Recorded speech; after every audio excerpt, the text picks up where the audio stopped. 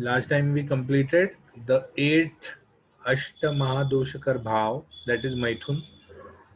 मैथुन ज्यादा करने से या मैथुन पंचकर्म के बाद करने से सभी प्रकार की वात प्रकोपक और अलग अलग दोष के हिसाब से उन्होंने लक्षण बताए. मतलब जितने लक्षण उन्होंने मैथुन करने पे बताए हैं उतने लक्षण उसने बाकी किसी चीज में नहीं बताए.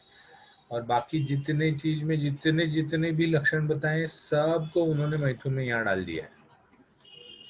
मैथुन का रेफरेंस लेके उन्होंने यापना बस्ती मेंशन किए है, क्योंकि यापना बस्ती जो है वो जिंदगी लाइफ को स्थिर करने वाली और मैथुन शक्ति बढ़ाने वाली, मसल्स को बढ़ाने वाली और जीवनीय शक्ति बढ़ाने वाली और लाइफ सस्टेनिंग रखने वाली है. तो इसीलिए यापना बस्ती जो है वो मैथुन के रेफरेंस से उन्होंने बताई है. बाकी मैथुन के इसके लिए वृष्य दुग्ध घृत वात शामक जैसे बाकी महादोषकर भाव में वात शामक ट्रीटमेंट करते हैं, वैसे ही मैथुन में भी वात शामक ट्रीटमेंट करते हैं. बस्ती देते हैं अलग अलग प्रकार का, क्योंकि अधोपार्ट का व्याधि, अधोपार्ट के लक्षण ज्यादा हैं. और वृष्य अन्न देते हैं ताकि शुक्र धातु की पुष्टि हो जाए. तो अब हम चलते हैं यापना बस्ती पे. यापना बस्ती होता क्या है? यापना बस्ती वो बस्ती है जो रुग्ण के बल को बढ़ाता है या रुग्ण में मांस धातु की पुष्टि करता है, रुग्ण के शुक्र धातु में वृद्धि करता है, रुग्ण की मैथुन शक्ति बढ़ाता है, रुग्ण को पुत्र प्राप्ति करवाने वाला होता है. अब यहाँ पर पुत्र प्राप्ति मतलब fertility. It doesn't mean that he will get a male offspring. It means the fertility of the patient increases. और बाकी दोषज रोगों में भी हितकारी होता है. मतलब बाकी दोष वाले रोगों को भी कम करता है.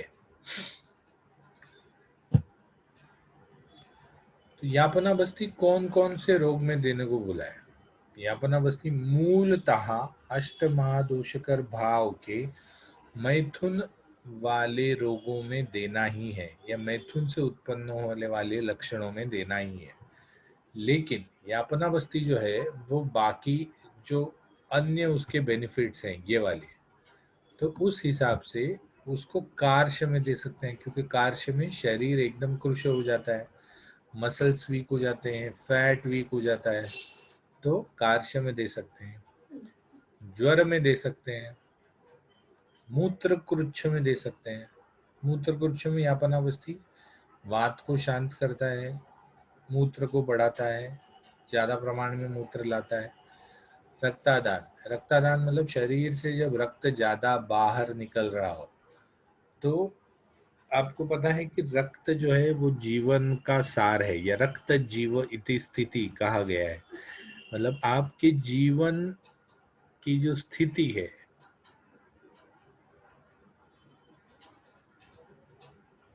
वो रक्त पे डिपेंडेंट है. और यापना बस्ती में ज्यादा करके जीवनीय ड्रग्स यूज हो रहे हैं, तो इसीलिए रक्तदान में भी रक्त की स्थिति शरीर में रखने के लिए, उसी प्रकार उरक्षत में भी, क्योंकि उरक्षत में भी चेस्ट में वुंड हो जाता है, ब्लड लॉस होना चालू हो जाता है, तो उसमें भी आप यापना बस्ती दे सकते हो.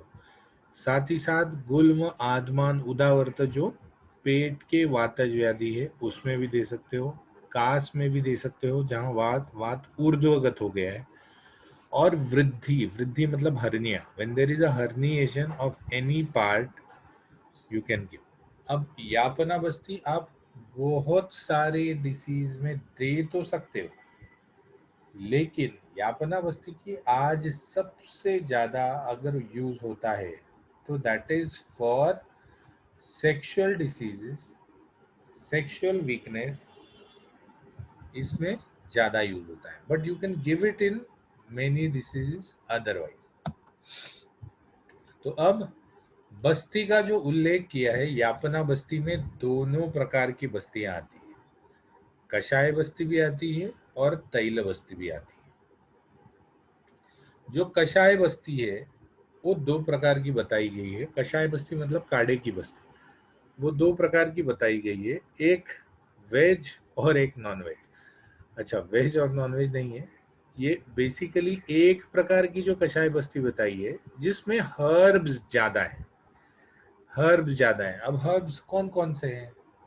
हर्ब्स, बहुत सारे हर्ब्स उन्होंने बताए हैं, मतलब वात शामक, दशमूल, पंचमूल, शालपर्णी, कृष्णपर्णी, ये सब चीज से लेके आप, उन्होंने जीवनीय गण बताया है, जैसे ऋषभक, महामेधा, काकोली, शीर काकोली। फिर उन्होंने इसके साथ साथ वृक्ष चीजें बताई हैं, जैसे उड़द है, या फिर शतावरी है, अश्वगंधा है। जो वृक्ष चीजें हैं वो भी इसमें यूज हुई है। स्पेसिफिक चीजें हैं जो जैसे आमहर है, ज्वरहर है, जैसे विडंग है, तो वो भी इसमें यूज हुआ है। तो ऐसे अलग अलग, मतलब पहले ही श्लोक में उन्होंने 12 यापना बस्तियों का वर्णन किया है, उसके बाद उन्होंने और 14-15 यापना बस्तियों का वर्णन किया है। तो ये हर यापना बस्ती उन्होंने अपने हिसाब से बताई है। व्हाट इज मेन इज कि ये यापना बस्ती के द्रव्य जो है, वो द्रव्य उन्होंने क्या क्या यूज किए हैं, इसमें एक बार, क्योंकि इसी बस्ती अध्याय के पहले उन्होंने बोला है, पिछले वाले अध्याय में, कि what I am giving is my formulas but you can use your logic. What I am giving is my formulas but you can use your logic. तो अगर ज्वर वाली बस्ती है तो ज्वर वाली बस्ती में, नवज ज्वर में वैसे भी बस्ती नहीं देने वाले, जीर्ण ज्वर में वात बढ़ा हुआ होता है, तो जीर्ण ज्वर में वात शामक बस्ती देंगे। तो वात शामक बस्ती में, उसमें अगर स्निग्ध पदार्थ थोड़े से ज्यादा देंगे या फिर वातनाशक दशमूल आदि ज्यादा डालेंगे, ये हमारे लॉजिक से हम करेंगे। तो इसीलिए चरक के साथ साथ, मैं हमेशा कहता हूं कि चरक के साथ साथ हमारा द्रव्य गुण भी उतना ही, चरक के साथ साथ हमारा द्रव्य गुण भी उतना ही स्ट्रांग होना चाहिए। ठीक है, तो एक जो ये है that is herbal,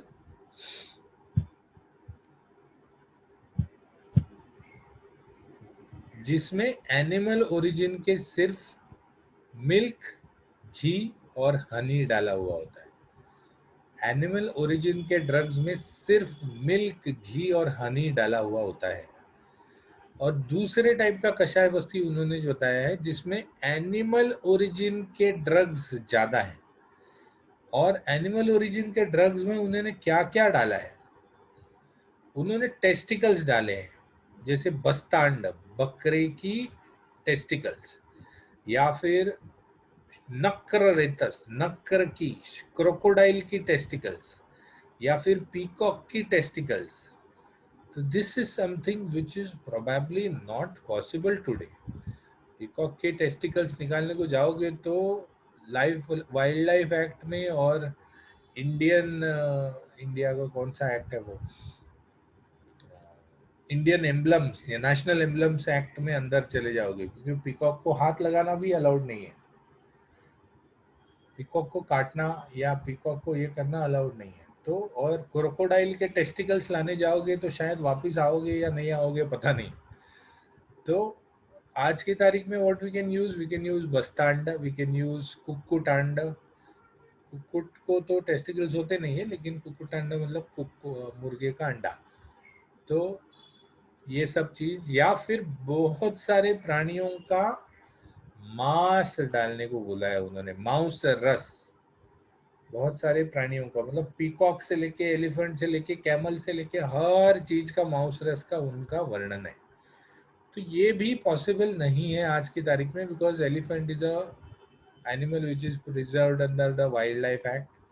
peacock, elephant, ये सब वाइल्ड लाइफ एक्ट के अंडर है। नहीं तो आपको भी सलमान के जैसे 12-12 साल हर साल में जाके हियरिंग करवाना पड़ेगा। और सबसे मेन, मतलब आप तो सलमान खान हो नहीं, तो शायद पहले दूसरे हियरिंग में ही जेल हो जाए। तो एनिमल ओरिजिन के ज्यादा है और उसी में फिर हर्ब्स डालने को बोला है जो कम है। तो ये कषाय बस्ती दो प्रकार की है, हर्बल ओरिजिन की ज्यादा। तो today what we can do is we can use the basti which is more of herbal origin and less of animal origin. ये दूसरे टाइप की बस्ती जो है वो तो आउट ऑफ रेफरेंस हो गई है। हाँ, उसमें से कोई ड्रग्स आप यूज कर सकते हैं, जैसे बस्तांड मतलब द टेस्टिकल्स ऑफ अ गोट, ये यूज कर सकते हैं। लेकिन नक्कर रेतस, एलिफेंट के टेस्टिकल्स, तितर का मांस, ये जो सब उन्होंने बोला है that is against the law to use. फिर आती है यापना बस्ती में तैल बस्ती। तैल बस्ती मतलब एक्चुअली इट इज नॉट तैल बस्ती, इट इज अनुवासन बस्ती। ये तैल बस्ती मैंने सिर्फ समझने को लिखा है, क्योंकि इस बस्ती में तेल होता ही नहीं। अनुवासन बस्ती होती है और वसा, मज्जा और घृत, इन तीनों में चीजों को पका के बनाई जाती है। तो यहाँ की जो यापना बस्ती अनुवासन बस्ती होती है उसमें तेल नहीं होता, बाकी तीन स्नेहों में पका के बनाई जाती है। इसमें भी ड्रग्स जो हैं वो वही हैं जो ऊपर लिखे हुए हैं, हर्बल ओरिजिन के और एनिमल ओरिजिन के। तो इसकी भी तैल बस्ती में हर्बल ओरिजिन के ड्रग्स डाल के हम उसकी बस्ती ले सकते हैं। तो ये बस्ती का उल्लेख कर दिया उन्होंने। अलग अलग प्रकार की बस्ती है, हर प्रकार की बस्ती आपको एग्जाम में बाय हार्ट करना एक्सपेक्टेड नहीं है। What you are expected to write in the exam is what is a Yapana Basti. How many Yapana Bastis are mentioned by Charak? Out of which, how has he configured or bifurcated the Yapana Basti? What were the contents he has mentioned in different Yapana Bastis? What are the benefits of Yapana Basti? यापना बस्ती में जो द्रव्य हैं वो द्रव्य कौन कौन से हैं वो तो आपने बता ही दिया। उसके बाद इन बस्तियों को लेते समय रुग्ण को क्या क्या वर्जित है वो बताना है। इन बस्तियों को लेते समय रुग्ण को फिर से व्यायाम वर्जित है, मैथुन वर्जित है। मैथुन वर्जित क्यों है? क्योंकि हम तो टांकी में पानी भरने का कोशिश कर रहे हैं और नल खुला छोड़ दिया, तो इसीलिए मैथुन वर्जित है कि भाई पूरी तरह से टांकी जब तक नहीं भर जाए मैथुन मत करना। तो व्यायाम मैथुन। मद्यपान वर्जित है। मद्यपान क्यों वर्जित है? क्योंकि मद्य जो है वो ओज और शुक्र के विपरीत गुण वाला होता है। हमने पढ़ा था कौन से मदात्याय चिकित्सा में मद्य के गुण पढ़े थे। तो मद्य के गुण जो है वो डायरेक्टली शुक्र और ओज के विपरीत है। तो इसीलिए मद्यपान वर्जित है, मधु वर्जित है। मधु जो है वो वृक्ष है, मधु जो है वो वृक्ष है। तो अधिक प्रमाण में मधु लेना वर्जित है। अन्न अन्न के जैसे मधु लेना वर्जित है। अगर आपने ऊपर देखा तो कषाय बस्ती में उन्होंने मधु डाला है लेकिन वो नीचे से, क्योंकि वो 10-15 मिनट में बाहर आने वाली है। लेकिन ऊपर से मधु लेना वर्जित है। शिशिराम्बू लेना वर्जित है। शिशिराम्बू मतलब ठंडा पानी, ठंडा पानी लेना, ठंडे पानी से स्नान करना, ये दोनों भी वर्जित है। क्यों? क्योंकि अग्निनाश हो जाता है। अधिक भोजन करना वर्जित है, क्योंकि अग्नि की रक्षा करना आवश्यक है। अग्नि की रक्षा करेंगे तभी ये बस्तियां ऊपर जाके पच के आपके शरीर के अलग अलग पार्ट्स में फायदा करेगी। और रथक क्षोभ वर्जित है। रथक क्षोभ हमने ऑलरेडी देख लिया था कि रथक क्षोभ में क्या होता है। रथक क्षोभ में नीचे बिलो द बेल्ट वात बढ़ने के चांसेस ज्यादा हो जाता है, तो इसीलिए रथक क्षोभ भी वर्जित है। तो अब हम देखते हैं कि यापनावस्थी में व्यापद क्या क्या होता है। तो यापनावस्थी अधिक देने पर, यापनावस्थी से शुक्र धातु बढ़ जाता है, मैथुन शक्ति बढ़ जाती है। तो we tend to give it, हमको यापनावस्थी ज्यादा देने की इच्छा उत्पन्न हो सकती है, या पेशेंट को भी यापनावस्थी ज्यादा लेने की इच्छा उत्पन्न हो सकती है, क्योंकि मैथुन शक्ति बढ़ रही है। तो यापनावस्थी ज्यादा देने पर देखिए क्या होता है, इसमें बहुत सारे जो सिम्टम्स हैं वो गुद भाग से रिलेटेड है। वो गुद भाग से रिलेटेड है क्योंकि उस टाइम पे जो बस्ती नेत्र होता था, लंबा चौड़ा लोहे का बस्ती नेत्र होता था, वो गुद भाग में आप घुसा रहे हो, तो गुद भाग में बार बार घुसाने से लंबी चौड़ी तकलीफ हो जाती थी। तो शोफ और शूल मतलब गुद भाग में सूजन और गुद भाग में शूल। उसके बाद अर्श और परिकर्तिका। अर्श मतलब पाइल्स, बार बार गुद भाग में अगर आप कोई चीज घुसा दोगे तो वहाँ इरिटेशन होके वहाँ की जो ब्लड वेसल्स हैं या फिर मसल्स हैं वो सूज के अर्श हो जाएगा। और परिकर्तिका, परिकर्तिका मतलब ऐसा पेन गुद में कि किसी ने गुद को काट लिया है। साथ ही साथ अतिसार और ज्वर, अतिसार अगर, अग्निनाश और पांडु, ज्वर और अतिसार। तो इससे ये व्यापद यापना बस्ती में उत्पन्न हो सकते हैं। अब हम चलते हैं इसके बाद वाली स्लाइड पे, second last slide of today, व्यापद की चिकित्सा। तो सबसे पहले अगर यापना बस्ती बाहर ही नहीं आए तो, अगर यापना बस्ती बाहर नहीं आए तो यापना बस्ती अगर निर्गमित नहीं हो तो तीक्ष्ण कषाय बस्ती देनी चाहिए। मतलब फिर से आस्थापन बस्ती देनी चाहिए जो तीक्ष्ण हो। और तीक्ष्णता को हमने पिछले वाले मतलब इसके तीसरे, सेवंथ, एट, नाइन्थ अध्याय में हमने देखा है कि बस्ती को तीक्ष्ण करने के लिए हमको गोमूत्र, क्षार आदि चीजें डालनी चाहिए। तो यहाँ पर उन्होंने कहा है सिर्फ गोमूत्र डालना, क्षार मत डालना। क्यों? क्योंकि क्षार भी डायरेक्टली शुक्र विरोधी होता है। क्षार भी डायरेक्टली शुक्र विरोधी है, तो इसीलिए तीक्ष्णता सिर्फ गोमूत्र से लाते हैं।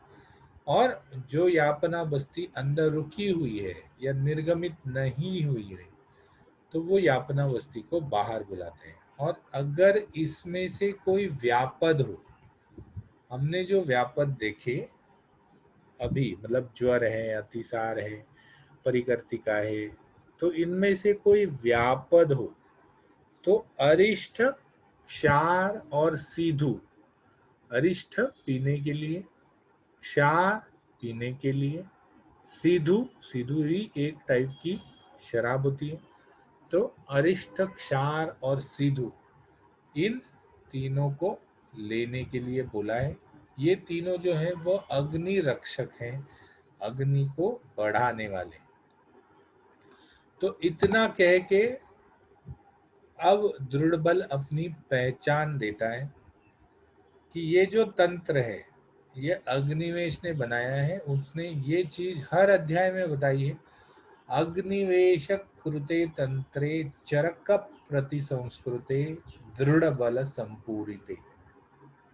तो ये प्राणी मात्र के उपकार के लिए, देखो प्राणी मात्र बोला है उन्होंने, उन्होंने सिर्फ मनुष्य प्राणी नहीं बोला, सभी प्राणियों के उपकार के लिए ये तंत्र जो है वो अग्निवेश ने बनाया है। उसको चरक ने प्रति संस्कृत किया है। अब यहाँ उन्होंने संस्कर्ता के गुणधर्म बताए हैं। संस्कर्ता के गुणधर्म क्या है कि संक्षेप को विस्तार में करना। कि अग्निवेश ने जो चीजें, संस्कर्ता होता कौन है? संस्कर्ता युग युग में संस्कार करता है। युग युग में संस्कार मतलब क्या है? युग युग में संस्कार मतलब कि भाई अगर ये ग्रंथ 3000 साल पहले लिखा गया है, Samskarta will do a revision.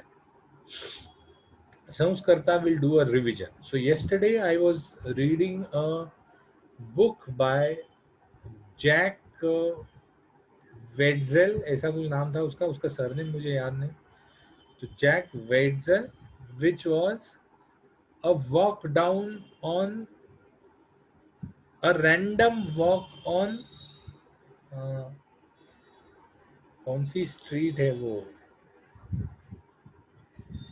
Sorry मैं भूल गया उसका नाम, कल रात को पढ़ रहा था मैं. It is the Wall Street और random walk on Wall Street. तो उस रैंडम वॉक का पहले तो जैक ने संस्करण किया था 30 साल पहले, उसके बाद अभी 30 साल के बाद उसने रिवीजन किया उस बुक का.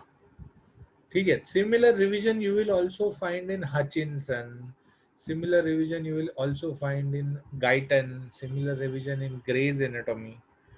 Why they are doing revisions is because the science has changed. वैसे ही यहाँ पर वाई चरक का रिवीजन आज की तारीख में इम्पोर्टेंट क्यों है, इसी अध्याय में देख लीजिए. चरक का रिवीजन इसी अध्याय में इम्पोर्टेंट है क्योंकि यापना बस्ती की जितनी सारी चीजें बताई हैं उसमें से आधे से ज्यादा चीजें तो आप यूज ही नहीं कर सकते, तो फिर वो पढ़ के क्या फायदा. तो इसीलिए चरक का भी रिवीजन आवश्यक है. जो चरक लिखा गया है वो 6-8 हजार साल पहले लिखा गया है. तो इसीलिए आज की तारीख में चरक में basically align to our culture, aligned to our culture, aligned to the available things, aligned to the existing diseases. We have to rewrite Charak. Yes, our basic principles of writing will be the same. हम नए part में चरक लिखेंगे तो हम ये नहीं कहेंगे कि इस बार से अग्नि ने शीतता लाना चालू किया, या इस बार से वात जो है वो शूल नहीं लाता, इस बार से कफ शूल लाता है. तो our basic principles are not going to change, but when we are realigning, जब हम उसका प्रति संस्करण कर रहे हैं, तो एग्जिस्टिंग डिसीजेस, अवेलेबल ड्रग्स और एग्जिस्टिंग कल्चरल वेज के हिसाब से हमको प्रति संस्करण करना जरूरी है. तो आयुर्वेद में बहुत सालों से प्रति संस्करण हुआ ही नहीं है. हाँ, आयुर्वेद में इन लेखकों ने क्या किया है, अपने अलग ग्रंथ निर्माण कर लिए. उसके एक कारण यह है कि उतने मतलब दृढ़ बल या चरक के लेवल का कोई आया ही नहीं जो प्रति संस्कार कर सके. दूसरा कारण यह है कि अगर आप चरक का प्रति संस्कार कर रहे हो तो लोगों ने हल्ला करना चालू कर दिया, ये देखो चरक से होशियार हो गए जो चरक का प्रति संस्करण कर रहे हैं. तो इसीलिए कोई चरक का प्रति संस्करण करने के फंदे में पड़ा ही नहीं. नॉट ओनली प्रति संस्करण, कोई चरक का हिंदी मतलब जो भी हिंदी टीकाएं हैं वो भी मेरे ख्याल से 60-70 साल पुरानी है, उसके बाद कोई टीका भी नहीं आई. ठीक है, मतलब सिर्फ ट्रांसलेशन आ रहे हैं. तो ये प्रति संस्कर्ता करता क्या है, संक्षेपिति विस्तारम, जो संक्षेपी में लिखा गया है उसको विस्तार में बताता है अगर उसकी जरूरत है तो, जो विस्तार में लिखा गया है उसको संक्षेप में बताता है. विस्तार में जैसे इसी अध्याय में देखो, इसी अध्याय में जो एनिमल ओरिजिन के विस्तार में 14-15 यापना बस्ती बताए हैं, उसको संक्षेप में करना जरूरी है. क्यों? क्योंकि मिलते ही नहीं है. पीकॉक का टेस्टिकल्स, क्रोकोडाइल का टेस्टिकल्स आप ला सकते हो? नहीं ला सकते. तो उसको संक्षेप में कहना ही जरूरी है कि इसके अलावा एनिमल ओरिजिन वाले ड्रग से भी आप यापना बस्ती दे सकते हैं, जिसमें अलग अलग प्रकार के इसका प्राणियों का टेस्टिकल्स यूज करते हैं, जैसे पिकॉक, एलिफेंट और कैमल और क्रोकोडाइल. ठीक है, तो ये बता दिया. तो आपने वो 14 बड़े बड़े जो श्लोक है उसको छोटे कर दिए क्योंकि उनका यूज ही नहीं है. जब उनका यूज है तो उनको वापस विस्तार करेंगे. और पुराण से नव कर देते हैं, मतलब जो पुराना है, जो भी माल पुराना चरक ने लिखा हुआ है उसको नवीन वर्ड्स में या फिर नए वर्ड्स में या फिर नए रोगों के हिसाब से या नए कल्चर के हिसाब से आप यूज करोगे। तो यहाँ पर उन्होंने बोल दिया कि 1/3 का तो लोप हो चुका था। ये जो संहिता थी चरक संहिता, इसमें से 1/3 संहिता का तो लोप हो चुका था। तो जितनी भी संहिता बाकी मिली है उसमें दृढ़ बल ने अलग अलग जगह से रेफरेंसेस पैदा करके मैंने संपूरित की है। संपूरित मतलब मैंने उसको पूर्ण किया है। बाद में उसने खुद का ये दिया कि मैं दृढ़ बल पंचनद प्रदेश में पैदा हुआ। पंचनद इज अभी का पंजाब। तो दृढ़ बल जो था वो पंजाबी था। तो पंचनद प्रवेश में ऑफ कोर्स पंचनद प्रवेश जो है वो बहुत फैला हुआ है। उसमें थोड़ा पार्ट गुजरात का भी आता है, थोड़ा पार्ट राजस्थान का भी आता है, लेकिन most of the area of पंचनद is in Punjab. तो पंजाब या पंचनद प्रवेश में पैदा हुआ दृढ़ बल, इसने इस अध्याय की रचना की है। और इसी अध्याय की नहीं, मैंने चिकित्सा स्थान के आखिरी के 17 अध्याय, चिकित्सा स्थान के आखिरी के 17 अध्याय, पूरा कल्पस्थान और पूरा सिद्धि स्थान लिखा हुआ है। तो चिकित्सा स्थान के आखिरी के 17 अध्याय, पूरा कल्पस्थान और पूरा सिद्धि स्थान लिखा हुआ है, ऐसा दृढ़ बल ने इस अध्याय के लास्ट में कहा। तो टोटल कितने अध्याय हैं? टोटल 120 अध्याय हैं।